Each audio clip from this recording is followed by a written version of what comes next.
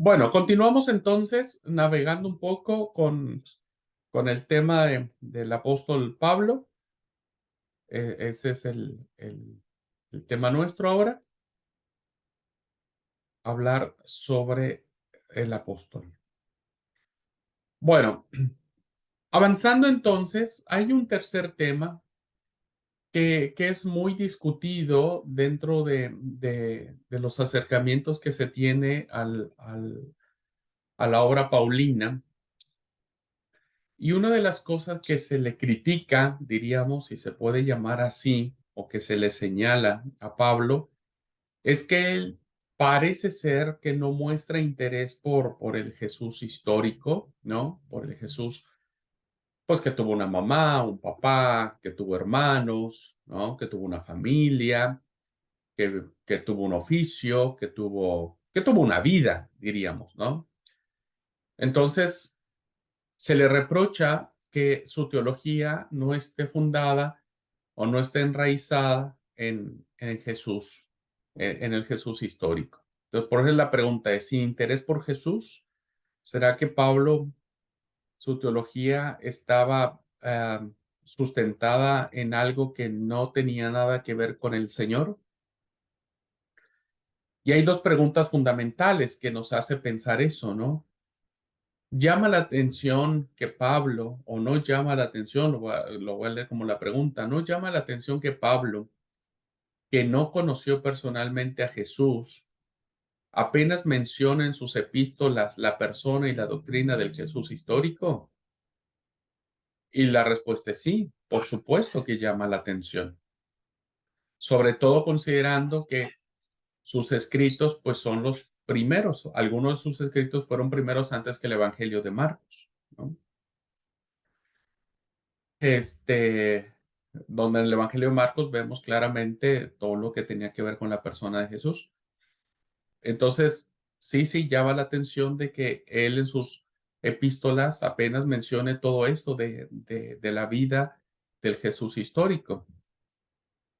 Otra pregunta, ¿no llama la atención el hecho de que en las epístolas paulinas no figure, al parecer, nada relativo a las parábolas de Jesús, ni al sermón del monte, ni a los milagros, ni siquiera al contenido del mensaje jesuánico, es decir, de Jesús como Mesías?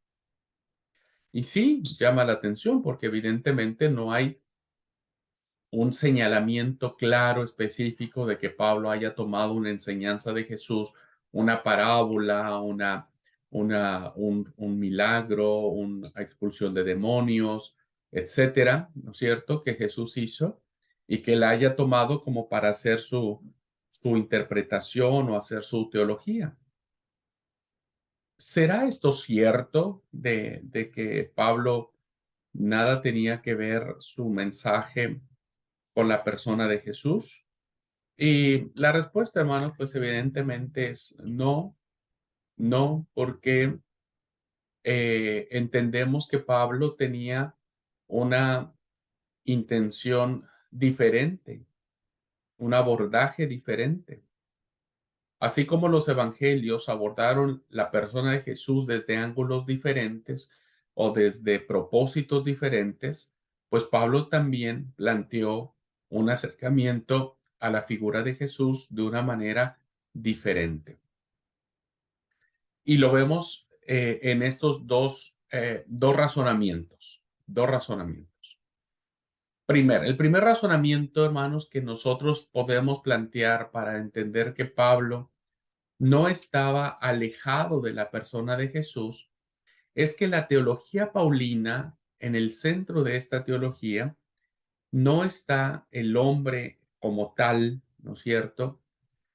Tampoco está el tema de la iglesia como agente de salvación, pero tampoco la historia de esta, ¿no es cierto? Sino realmente Pablo sustenta su teología en el Jesús crucificado y resucitado. Para Pablo, hermanos, el evento de la cruz es fundamental, por eso es que la cruz tendrá un papel fundamental en la teología paulina. En la teología paulina. Si algo me he de gloriar, dijo Pablo, es en la cruz de Jesús. El evento de la cruz como tal, lo que eso significó, lo que eso representó, será la base sobre la cual Pablo fundamentará su conocimiento de Dios y el tema de la salvación.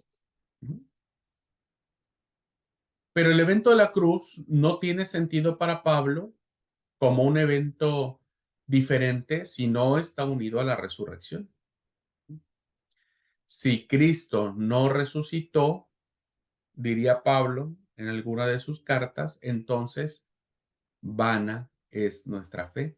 Fíjense que la fe paulina está basada en la crucifixión, en la muerte y en la resurrección de Jesús. Para Pablo, ¿no es cierto?, su acercamiento hacia la persona o el ministerio o la obra de Jesús no radica en su vida, sino en su muerte. Y sobre eso él fundamentará. Entonces, lo que hace la teología paulina, hermanos, es un cristocentrismo.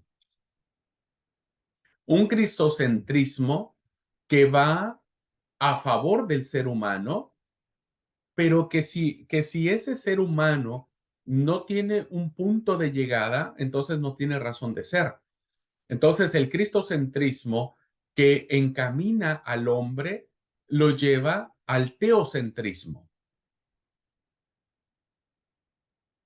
Es decir, en palabras, teocentrismo es Dios como centro, cristocentrismo, Cristo como centro, ¿no? Entonces, se entendería que la teología paulina, Dios por Jesucristo y por Jesucristo a Dios. ¿Ah?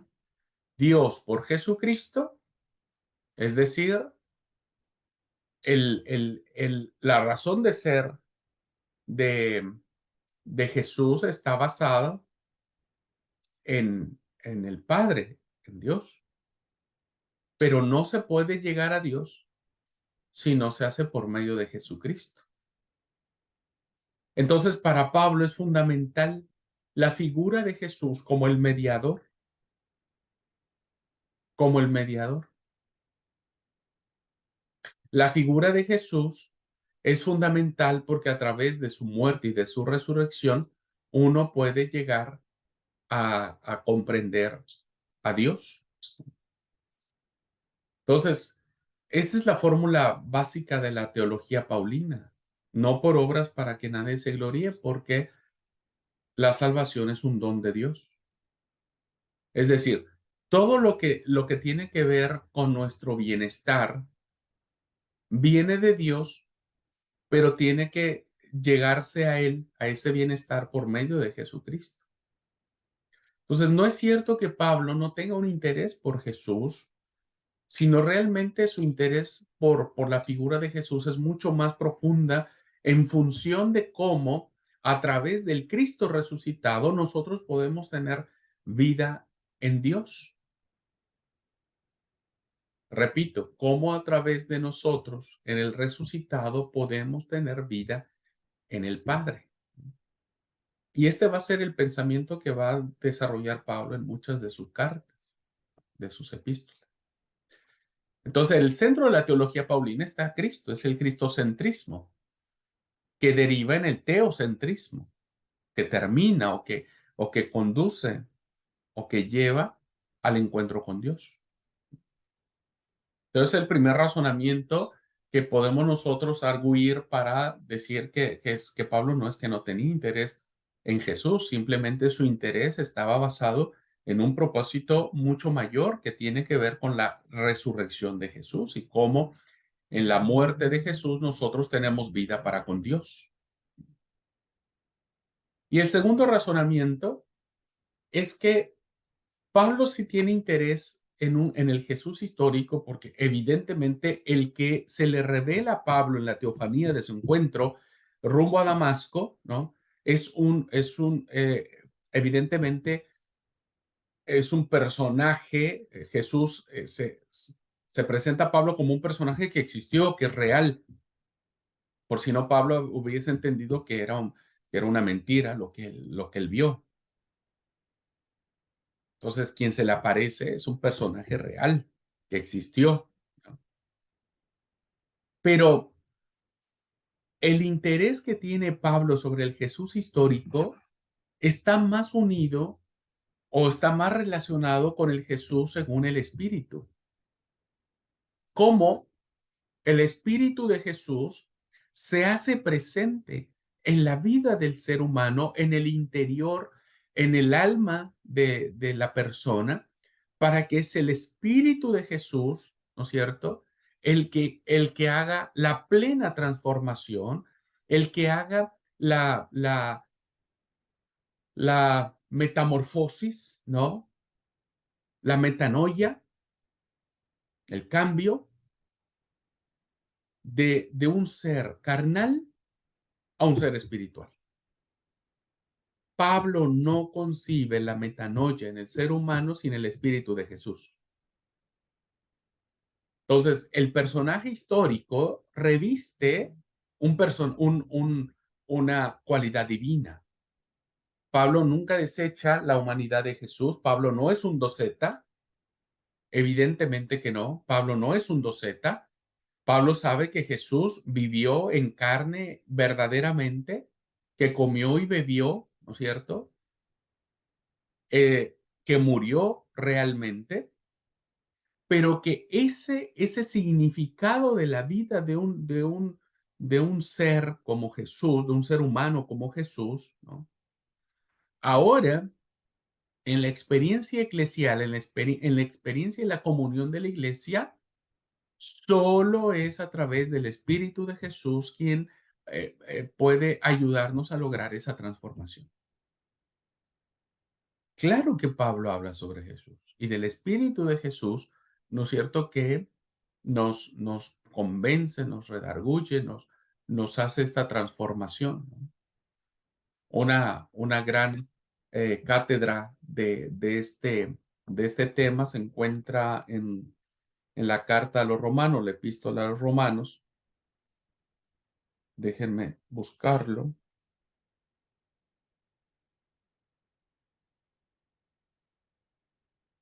El capítulo 8 y vean cómo la relación que hace Pablo del Jesús en el espíritu, ¿no? Está basado en el Jesús histórico, porque dice 8, esto voy a leer Romanos 8:1. Ahora pues, ninguna condenación hay para los que están en Cristo Jesús, los que no andan conforme a la carne, sino conforme al espíritu, porque la ley del espíritu de vida en Cristo Jesús, fíjense, otra vez repito, porque la ley del espíritu de vida en Cristo Jesús, evidentemente esta concepción que tiene Pablo sobre el papel que ahora juega el resucitado es un papel de infusión de su espíritu, ¿no? Del dar su espíritu. ¿Para qué? Pues para que ya no andemos conforme a las obras de la carne, sino andemos conforme a las obras del espíritu. Ahora, fíjense, el versículo 11 es fundamental. Estoy leyendo Romanos 8:11. 8:11, si dije bien. Si el espíritu de aquel que levantó de los muertos a Jesús mora en vosotros, el que levantó de los muertos a Cristo Jesús, vivificará también vuestros cuerpos mortales por su espíritu que mora en vosotros. ¿Se dan cuenta que el centro de la teología paulina es la muerte y la resurrección de Jesús? Y eso hace que el evento de la cruz haya sido un evento real y que la resurrección de Jesús haya sido un evento real y que Pablo lo reconoce de manera real, ¿no es cierto? Y entonces permite que el Espíritu de Dios que levantó a Jesús de entre los muertos también more en nosotros. Es lo que había dicho, Dios por Jesucristo a Dios. Es decir, nos movemos del cristocentrismo, ¿no es cierto? al teocentrismo, porque en esencia creer en el resucitado nos hace tener el espíritu de Dios que también mora en nosotros. Interesante esta teología que Pablo está manifestando. Entonces, contestando el argumento de que Pablo no tenía interés sobre Jesús, la verdad es que Jesús está mucho más presente en la teología paulina de lo que muchos pudieran pensar. ¿Mm? Muy bien, hasta acá vamos bien, hermanos, hermanas. ¿Alguna pregunta? ¿Algún comentario? Hablen ahora o callen para siempre.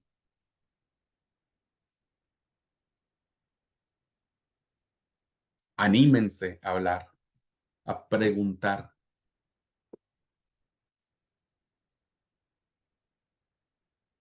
Bueno, el silencio dice dos cosas: o que entendieron todo, queridos alumnos, o que no entendieron nada. Y por fe, ¿verdad? Por fe, voy a creer que entendieron todo. Muy bien.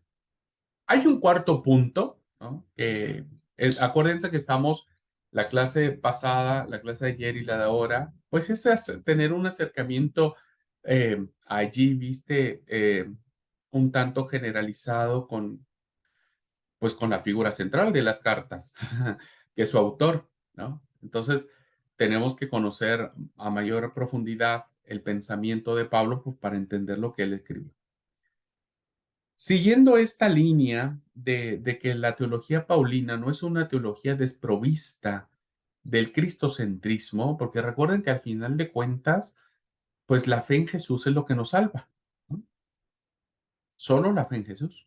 No tenemos otro medio. Por eso es importante saber qué es lo que une a Pablo con esta fe en Jesús, ¿no? Entonces, el cuarto tema que vamos a ver hoy es qué es lo que une a Pablo con Jesús. Vamos a ver 7 conceptos, 7 ideas que van a estar desparramadas en todo lo que es el texto, en todo lo que son las epístolas y que tienen que ver con el mensaje de Jesús. Primero, miren, esto es muy importante. El primer concepto, hermanos y hermanas, es un concepto que nos lleva a recrear un poquitito cómo fueron los primeros años del cristianismo. Ajá, ¿cómo fueron? Y, y esto que vemos acá es que el primer concepto tenía que ver con el reino de Dios, es decir, el Mesías tendría que venir a establecer un reino de paz, de prosperidad, donde el león y el cordero iban a convivir juntos, ¿no? Ese era como el ideal mesiánico de la era del reino de Yahvé, ¿no es cierto? De la gloria de Jehová en la tierra a través de su Mesías. Ok, esta esperanza que tenía Israel y que evidentemente Jesús, como buen judío, establecía que el reino de Dios estaba cerca, ¿no es cierto? De hecho, el mensaje de Jesús es arrepentíos porque el reino de los cielos se ha acercado, es decir, este reino de paz, de prosperidad, de que todo está bien, ¿no es cierto? Era inaugurado por el Mesías. Entendemos que cuando Jesús muere y muere en las condiciones en que muere, que no tenía nada que ver con el general del ejército que iba a destruir al imperio romano, eh, se despierta en los primeros cristianos el punto de que el reino de Dios sí había sido inaugurado en el Mesías, que es Cristo, y que pronto, muy pronto, iba a llegar ese reino. Para la primera generación de cristianos, queridos hermanos, de los años 30, 40, 50, incluso hasta el 70 antes de la destrucción de Jerusalén, estaban plenamente convencidos, pero convencidos, convencidos, convencidos de que Jesús iba a venir al rato, por la tarde. Y que entonces sí, el Señor vendría con poder, con gloria, con sus santos ángeles, ¿no es cierto? Vendría a pelear la última batalla, en fin, mil cosas. Y entonces, y el reino de Dios se iba a establecer.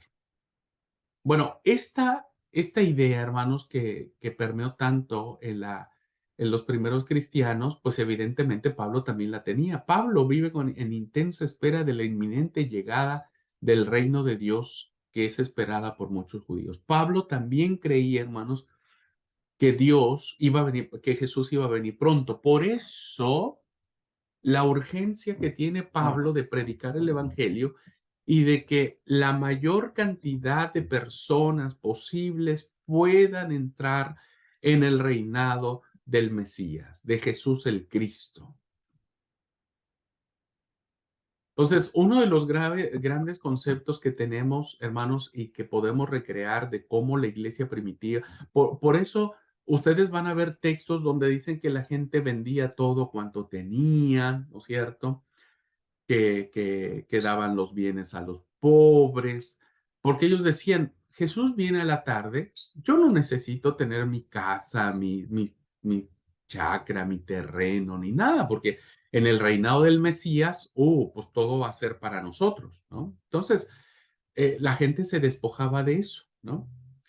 Había un problema muy preocupante que existía en la iglesia cristiana y que hizo que Pablo escribiera la primera carta a los tesalonicenses, porque la gran preocupación que tenían estos cristianos que decían Jesús viene al rato o viene mañana o es muy probable que venga la próxima semana, o sea, de que viene, viene, ¿no es cierto? De que llega, llega. La preocupación que ellos tenían era, ¿qué va a pasar con los que ya se murieron? Esa era la preocupación que tenía la iglesia del primer siglo. Porque, ok, si Jesús viene hoy a la tarde, yo estoy vivo, ¿no es cierto? Entonces yo voy a recibir y yo voy a entrar en el reino y yo voy a gozar del Mesías. Pero ¿y los que ya se murieron antes, qué les va a pasar? Por eso es que encontramos en la primera carta a los tesalonicenses una explicación donde Pablo dice, hermanos, miren, no quiero que ignoréis esto, ¿no? Los muertos, cuando se escuche la voz de arcángel, la trompeta de Dios, los muertos en Cristo resucitarán primero y nosotros los que estamos vivos, fíjense, está hablando de decir, Jesús viene ahora, yo no me voy a morir, dijo Pablo, entonces yo voy a hacer que Jesús va a venir y los que estamos vivos seremos transformados en un abrir y cerrar de ojos. Así es que no lloren por eso, no se preocupen. Y Pablo termina diciendo, consolaos unos a otros con estas palabras. ¿Ah? Ellos van a resucitar. Si Jesús viene al ratito, entonces la gente estaba esperando eso, imagínense. Casi, casi vivían junto a los cementerios pues para recibir a sus familiares, ¿no es cierto? En este tema de la resurrección. Bueno, Pablo está muy convencido de que el reino inaugurado por Jesús está muy pronto a llegar. Así es que hay que meterle ficha, hay que meterle velocidad para que se conviertan al Mesías la mayor cantidad de personas posibles. El asunto es que esto se fue diluyendo con el paso del tiempo, es decir, y no vino hoy a la tarde, y no vino mañana, y no llegó la próxima semana, ¿no? Entonces, ahí cambia el discurso, pero eso lo vamos a ver cuando veamos las cartas a los tesalonicenses, porque ya la segunda carta a los tesalonicenses cambia el discurso, Pablo un poquitito, y les dice, miren, el Señor va a venir, no sé cuándo, ¿no? Pero les voy a dar algunas señales. Y bueno, Pablo da algunas señales del género apocalíptico. Bien, ese es el primer concepto, el reino de Dios. Segundo concepto de lo que une a Pablo con Jesús, tiene que ver con el pecado. Pablo, hermanos, entiende que parte de la pecaminosidad del obrar del ser humano, no como pensaba Agustín de Hipona, donde decía que el pecado original era transmitido por las relaciones sexuales, ¿m? Y desde ahí se entiende que tener relaciones sexuales en el matrimonio y que éste produzca placer es pecado, ¿no? Es pecado. Pablo entiende que la pecaminosidad de obra de las personas, ¿no es cierto? Era una realidad que estaba incluso muy presente para aquellos que se creerían buenos. O sea, para aquellos que pensaban que eran justos, piadosos, cumplidores de la ley y que pensaban que pues, no tenían, o sea, ¿de qué me va a perdonar el Señor si yo hago todo bien? Entonces, Pablo les recuerda y dice que todos hemos sido o nos hemos constituido como pecadores, ¿no? Por cuanto todos pecaron.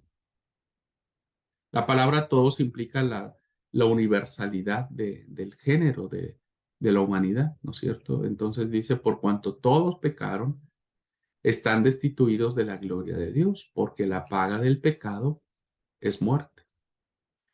Entonces hay una clara alusión, hermanos, de que el pecado nos ha rodeado a todos. Nosotros somos la realidad del pecado, ¿no? Y por lo tanto, pues necesitamos un pecador.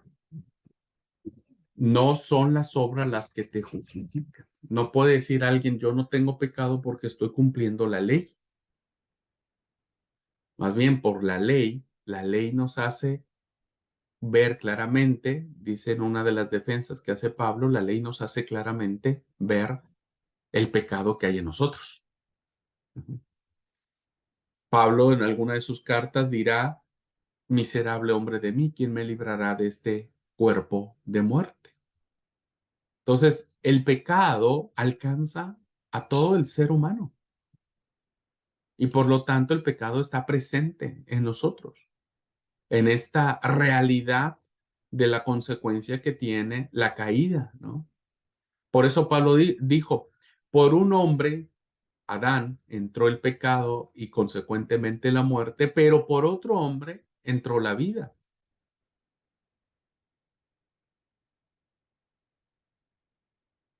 Así que el tema del pecado es uno de los temas que está muy presente en la teología paulina.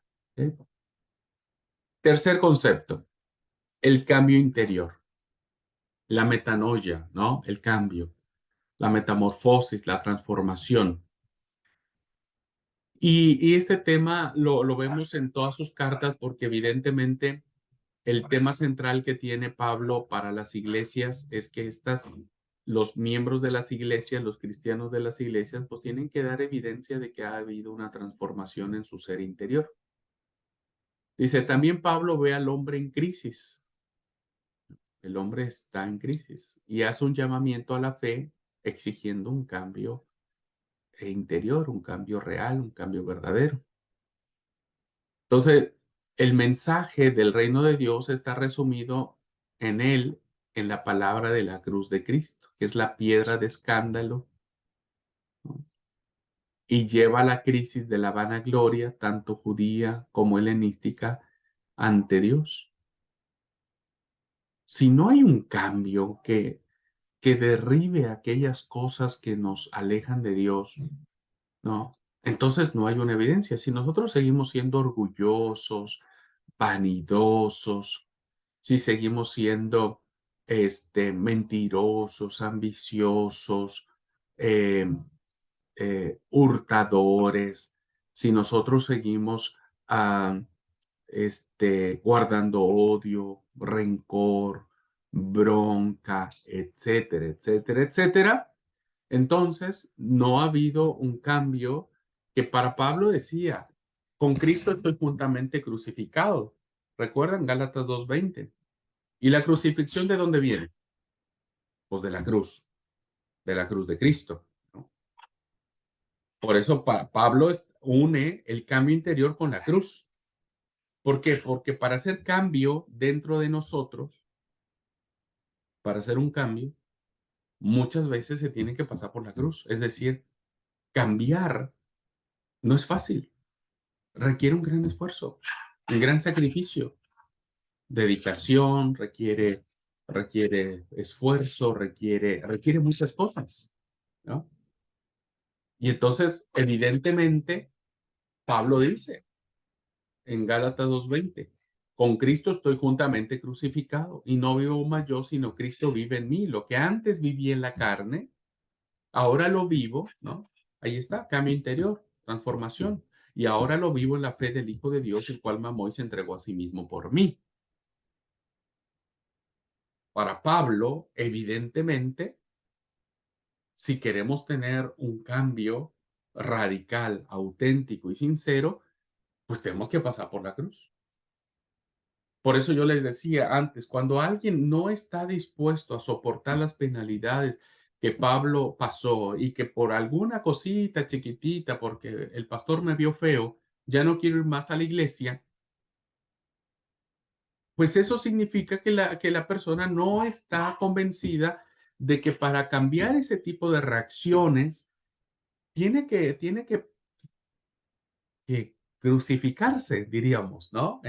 En términos espirituales estoy hablando. Tiene que crucificarse y la crucifixión duele porque los clavos duelen, la corona de espinas duele, todo eso duele.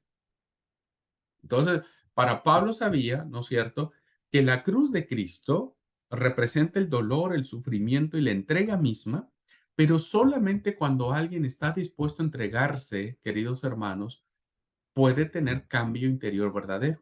Cuando alguien está dispuesto a darse por su hermano, por su prójimo, puede experimentar cambios verdaderos. Cuando alguien está dispuesto a perdonar a otra persona, aun cuando no merezca el perdón, diríamos, y estamos dispuestos a perdonar, entonces estamos haciendo un cambio verdadero en nosotros y nosotros al final del día somos los más beneficiados de esto. Entonces, cuando le dicen, no, pastor, yo sí voy a cambiar, ¿no? Hay muchos que dicen, voy a cambiar mi carácter porque es repodrido mi carácter. Bueno, debes saber que te va a costar, hay un costo, ¿no? Hay un precio. La cruz es así. Con Cristo estoy juntamente crucificado y lo que antes vivía en la carne, ahora lo vivo en la fe del Hijo de Dios. Hay un cambio, pero tiene que pasar por la crucifixión. Debemos estar crucificados con Cristo. Si no, no hay cambio interior. Es decir, vamos a estar bien una semana, pero la siguiente semana vamos a volver a hacer lo mismo o peor. Ujú, o peor. Muy interesante lo que Pablo manifiesta. Concepto 4, la revelación. La revelación es fundamental, hermanos, porque sin revelación, pues no hay una relación, ¿no? No hay una relación. ¿De qué manera nosotros nos hemos relacionado con Dios? Pues de la manera en que Él se ha revelado a nosotros, la manera en que Él se ha dado a conocer a nosotros. También Pablo recurre a Dios como garante de su actividad. O sea, Dios es quien le dio el sello, ¿no? En la vocación apostólica. O sea, Dios le dio, dijo, mira, vos tenés mi sello y metele ficha. Pablo recurre a Dios como garante de su actividad misionera, de su vocación apostólica, de su autoridad apostólica. Pero él lo hace a la luz de la cruz y de la resurrección de Jesús, en las que para él la acción de Dios, la forma en que Él actuó, visiblemente un Dios de los vivos y no es un Dios de muertos, se ha manifestado definitivamente. Es Dios de vivos y no Dios de muertos. Entonces, de qué manera Pablo concibe la convicción de este Dios que le ha dado el llamado apostólico? Pues que el Espíritu de Dios resucitó de entre los muertos a Jesucristo. Entonces, Cristo no está muerto, Cristo vive y se hace presente, ¿no? Entonces, Pablo está plenamente convencido que lo que él ha vivido, las revelaciones, las manifestaciones del Espíritu que él ha recibido, pues vienen de un Dios de la vida. Por eso, las cartas paulinas, hermanos, hablan mucho de vida, ¿no? Fíjense, haciendo una homilética de la carta a Filemón. Pues Filemón, si no hubiera perdonado a Onésimo, no tendría vida, él estaría muerto. ¿Por qué? Porque el perdón, como decía el apóstol Juan en su segunda carta, ¿no? Si nosotros amamos a nuestros hermanos es porque el amor de Dios está en nosotros. El amor da vida. Entonces, cuando alguien, hermanos, en el caso de Filemón, si Filemón no hubiera perdonado a Onésimo, pues él no estaría completamente pleno, completamente feliz. Y por eso Pablo lo insta al perdón, a la reconciliación y le dice, recibilo como un amado hermano, como un querido hermano. Entonces, la revelación, ¿no es cierto?, es fundamental para Pablo porque él entiende claramente que Dios ha resucitado a Jesús de entre los muertos para darle vida y, y, y Dios sigue siendo un Dios de vivos y no de muertos. Quinto concepto, la universalidad. Esto lo hemos visto, ¿no? Pero esta universalidad abarca el abrazar a todos. Pablo escandalizó a muchos de sus compatriotas. ¿De qué manera? Cuando él traspasa las fronteras de la ley y se dirige de una manera muy práctica hacia los excluidos. Fíjense cómo este viraje del ministerio de Pablo es muy parecido al de Jesús. Jesús orienta hacia los pobres. El ministerio de Jesús está hacia los extraviados, hacia los oprimidos, hacia los marginados, a los que incluso viven sin ley, incluso a los transgresores de la ley, manifestando que en todo hay salvación para ellos. La dádiva de Dios es vida eterna en Cristo Jesús, Señor nuestro.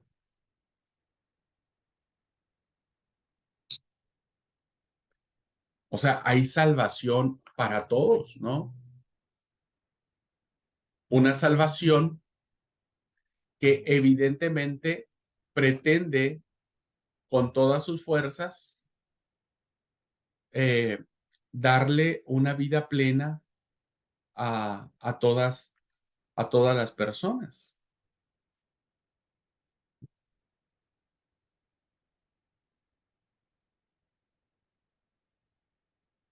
Por eso una de las acciones más interesantes que Pablo tiene es la colecta que él empieza a organizar con las iglesias de Jerusalén, con las iglesias griegas, para ayudar a los pobres de la iglesia en Jerusalén.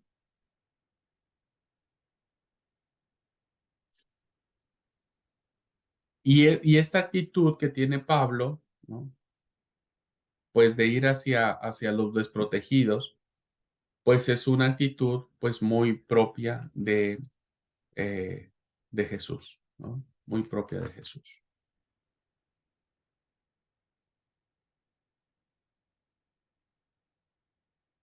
Si yo hablase lenguas humanas y angélicas y no tengo amor, vengo a ser como metal que resuena o címbalo que retiñe. Y si tuviere profecía y entendiese todos los misterios de toda ciencia, y si tuviere toda la fe de tal manera que trasladase los montes y no tengo amor, nada soy. Y si repartiese todos mis bienes para dar de comer a los pobres, ¿no?, una acción que va encaminada a la figura de Jesús. Y si entregando mi cuerpo para ser quemado y no tengo amor, de nada me sirve. Es decir, tenemos que hacer esto, tenemos que darlo. O sea, Pablo no está haciendo un comentario negativo de decir, bueno, pues entonces no hay que darle nada a los pobres, ¿no? No está hablando en términos negativos, está haciendo un marco referencial. O sea, nosotros somos llamados a cuidar de los pobres, estamos llamados a cuidar del extraviado, del marginado, de todos, ¿no es cierto? Pero no tenemos que hacerlo por interés, pero somos llamados. Entonces, el evangelio es universal, que abarca a toda criatura. Concepto 6, la justificación. Bueno, también Pablo proclama el perdón de los pecados por pura gratuidad, ¿no? la salvación por gracia, no por obras. Es decir, la absolución, la justificación del pecador no son debidas a las obras de la ley. En la famosa parábola de Jesús sobre el fariseo del templo, yo soy, yo diezmo, yo ofrendo, yo hago todos mis deberes, no soy como este publicano, ¿no? Más bien la salvación viene o la justificación viene de una confianza, es decir, la fe incondicional en el Dios indulgente y misericordioso. Pero su mensaje de la justificación del pecador sin las obras de la ley, es decir, que no tendríamos que circuncidarnos y hacer los rituales judíos, entiende que tiene su fundamento en la muerte de Jesús en la cruz. Por eso Pablo interpreta, dice, si Jesús muere en la cruz del Calvario es para darme el perdón de mis pecados y concederme gracia o salvación gratuita. Don Pablo será un gran defensor de que no necesitamos las obras de la ley para ser salvos. No las necesitamos. Así que solamente es por la fe, ¿no?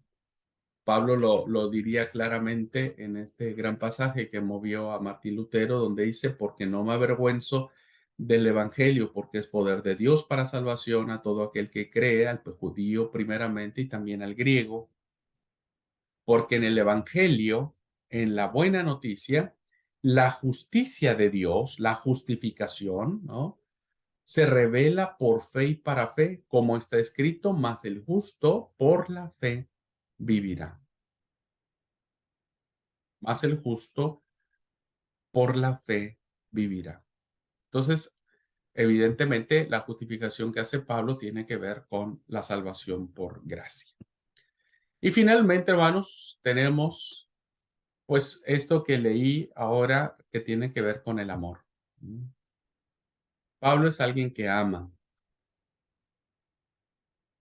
También Pablo predicó el amor a Dios y al prójimo como cumplimiento real de la ley y los puso en práctica con toda radicalidad, obedeciendo absolutamente a Dios y viviendo exento de todo egoísmo para el prójimo y también para los enemigos. Pero Pablo reconoció en la muerte de Jesús la más profunda revelación de ese amor por parte de Dios y del propio Jesús, un amor que ahora ha de ser modelo y fundamento del amor del hombre a Dios y al prójimo. O sea, Pablo ve en el evento de la cruz el evento más sublime, la acción más decidida del Padre de amor hacia sus hijos. Entonces, el amor es parte del ejemplo de Jesús. O sea, Pablo está muy unido a esto, ¿no es cierto? Pablo entiende que el gesto del sacrificio de la cruz viene como una muestra de amor genuino, de amor absoluto, de amor total, de amor completo, de amor sacrificial, de todo. Por eso Pablo decía, si algo me he de gloriar, me gloriaré en la cruz de Cristo Jesús, que para algunos es locura y tropiezo, pero para mí es poder de Dios y salvación de Dios. Pablo ve en la cruz, ¿no es cierto?, el poder del amor, la profunda revelación de un Dios que no escatimó a su propio hijo, dijo a Filipenses, ¿no? El famoso himno que aparece en Filipenses, hay en vosotros este mismo sentir que hubo en Cristo Jesús, el cual no escatimó a su propio hijo, sino que lo entregó por cada uno de nosotros, vaciándose de toda grandeza o divinidad, ¿no es cierto? Y se hizo semejante a los hombres, y hecho semejante a los hombres, fue llevado a la muerte y muerte de cruz, etcétera, etcétera. Todo el canto que aparece en Filipenses, ¿no? Porque finalmente es en esta muestra de amor donde uno encuentra la grandeza de Cristo. Toda lengua confiesa y toda rodilla se doble que Jesucristo es el Señor, para la gloria de Dios. Es un acto de amor. El sacrificio de Cristo, hermanos, es un acto de amor que Pablo lo expresa, ¿no es cierto? Y vuelvo a tomar la carta a Filemón, es una carta de un amor profundo y que eso es lo que verdaderamente nos debe a nosotros mover. Así es que estos siete coordenadas, ¿no? Nos siguen uniendo y nos siguen poniendo en perspectiva la teología paulina, siempre en función, pues, de Jesús como el garante de la salvación, ¿no? Como el eje de la salvación. Bueno, a modo de conclusión de este acercamiento que hemos tenido de la figura del apóstol Pablo, si nosotros queremos profundizar los temas que él plantea en sus diversas cartas, como la predicación de la cruz, la esperanza en la resurrección, el espíritu y la letra de la ley, las dos sabidurías, que es un tema muy teológico, la dialéctica entre la debilidad y la fuerza, el cuerpo de Cristo, la iglesia, porque Pablo habla mucho de la eclesiología, el suspiro de la creación, donde dice que Pablo habla acerca de que la creación gime con gritos indecibles. Bueno, si queremos conocer todos estos temas teológicos y profundos, hay que leer directamente a Pablo. O sea, hay que conocer a Pablo. Si no, olvídense, vamos a hacer conclusiones equivocadas, ¿no? Si seguimos leyendo a Pablo como un misógino que no quería que la mujer hablara, que la mujer se calle, que la mujer no tenga ningún papel, estamos errados, estamos equivocando la teología, ¿no? Porque entonces estaríamos echando por la borda todo el resto de su pensamiento, ¿no? Cuando Pablo habla de una universalidad donde no hay hombre ni no hay mujer, entonces, si todavía seguimos leyendo que la mujer tiene que callar, si tiene que salvarse solamente engendrando hijos, como aparece en la carta a Timoteo, pues nos vamos a equivocar leyendo a Pablo de manera incorrecta. Bueno, entonces, si nosotros leemos directamente a Pablo, sabremos que él, que soportó dolor, que luchó, que fue débil, que fue fuerte, pues también que fue un gran teólogo, un gran pensador cristiano, porque se entregó totalmente en cuerpo y alma, con humildad, con orgullo a la causa y principalmente a la causa cristiana. Y todos sabemos que la causa cristiana es la causa de Jesucristo. Así es que, pues estas clases que vamos a tener, vamos a profundizar más en algunos temas del pensamiento de Pablo y algo muy interesante que nos deja el cuerpo paulino es que su teología no está centrada en alguien en particular.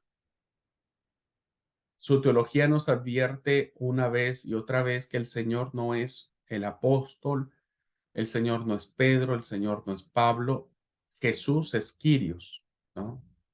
Jesús es el Señor que está por encima de ellos dos, que eran los grandes paladines del Evangelio. Esa también es su profesión de fe. Pablo defiende el señorío de Cristo, ¿no?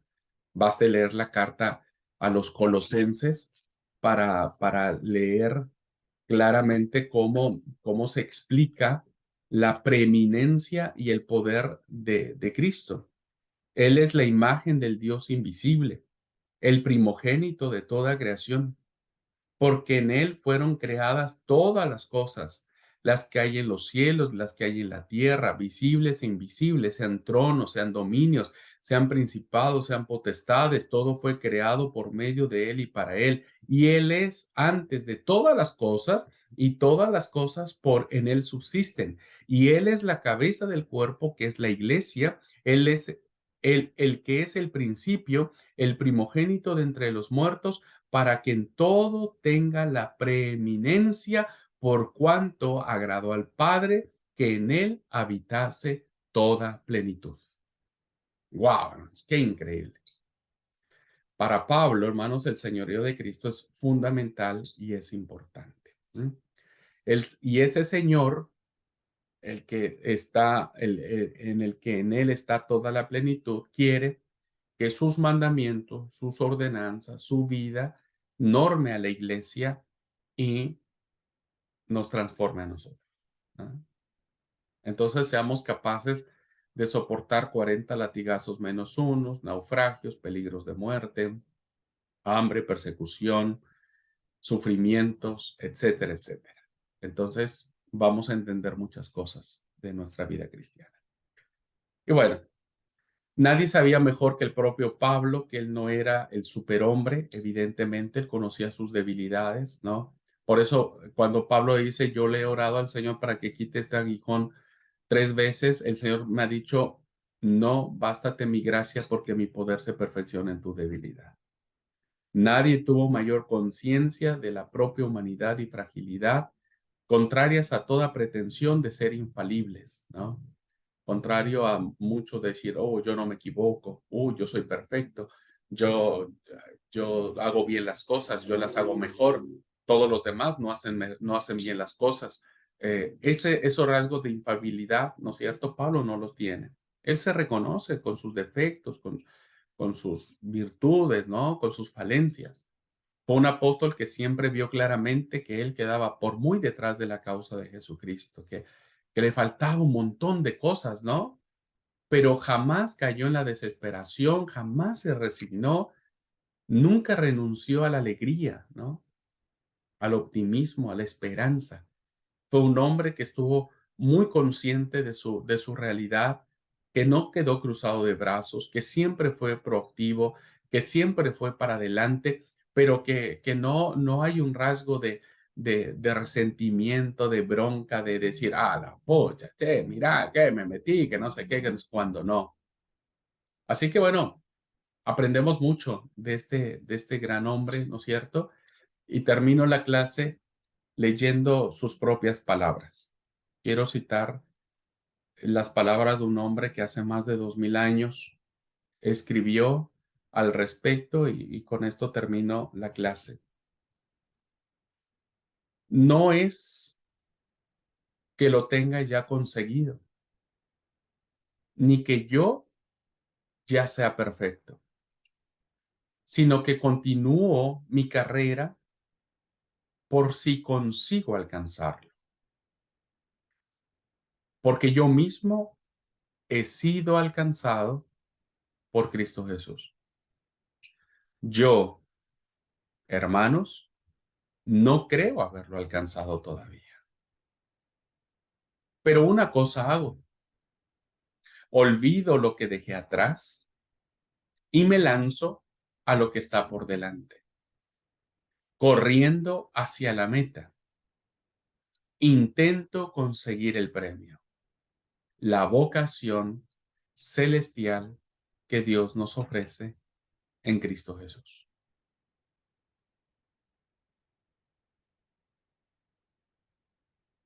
Bueno, dejemos el texto que hable por sí solo, ¿no? Dejemos que Pablo hable por sí solo. Damos gracias a Dios por la vida de Pablo, por su paciencia, por su alegría, por su vocación. Y hoy, gracias a Dios, nosotros podemos leer sus escritos, saber que son inspirados por el Espíritu Santo, que son palabra de Dios, ¿no? Y que traen mucha bendición a nuestro corazón. Todo lo puedo en Cristo que me fortalece. Muy bien, hermano, pues terminamos entonces la clase de este día. ¿Alguna pregunta, algún comentario, algo que quieran agregar? Yo siempre he dicho que la resurrección, al primero que quiero conocer es a él. Seguramente voy a tener que hacer una fila muy larga para hablarle, pero bueno, ya llegará mi turno. Ok. ¿Quedó claro, hermanos? ¿Pude ser claro en esta clase? Un poquitito el acercamiento que hicimos para Pablo. De Pablo hay mucho para hablar, muchísimo, muchísimo, muchísimo. Si ustedes tuvieran la oportunidad de leer ese libro que les recomendé, conocerían un poco más de esto, ¿no? Muy bien, pues si no hay preguntas, hermanos, si todo quedó claro o todo quedó confuso, ya, ya que Dios los ayude, ¿eh? Ya que Dios los ayude. Bueno, pues muchas gracias, hermanos. Gracias por su tiempo, por su paciencia. Nos vemos la próxima semana, para continuar. Ustedes mañana tienen pastoral familiar, si no mal recuerdo. Ujú. Bueno, Dios los bendiga, hermanos. Linda tarde para todos. Abrazos.